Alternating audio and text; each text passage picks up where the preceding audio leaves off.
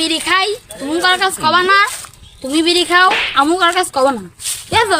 ওই যে আব্বাই যে মাঠে বসে রয়েছে, আর চলো মাঠে যাওয়া যাক। এই পাগল, আব্বার কাছে আবার যাওয়া যায় নাকি? কেন তোমার আব্বা নাকি? তোমার তো শ্বশুর, আমার আব্বা। তা ঠিক আছে, তারপরে চলো। যাওয়া যায় নাকি? হ্যাঁ তোমার শ্বশুর আবার বলছে আব্বা, চলো। আলি চ যাই। আরে ঠিক আছে, ওই কথা থাকলো। তোরা তোরা তোর মতো প্রস্তুতি নে, তোরা ছোট মাস্টার টাকা হাঁটা কোন পাবি? তোরা অধিক যাও, রাজস্থানী কাজ মাছ করগা, এমএ করে টাকা হাঁটা ঘুষা।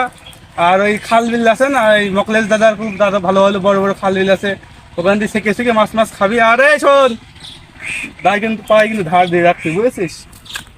ও তোমার টাকা নিয়ে টেনশন করার দরকার নেই, ও আমরা ঠিকই ম্যানেজ করে নেবো। আর তোমার ভাই তুমি ধার দাও গা, আমরা ঠিকই ধার দিয়ে দেবো। যাও যাও যাও। ওই কুরবান জান না জারি নাও, ছাগলের খেলা, ছাগল কিন্তু পাইটা দিতেই হবে। হ্যাঁ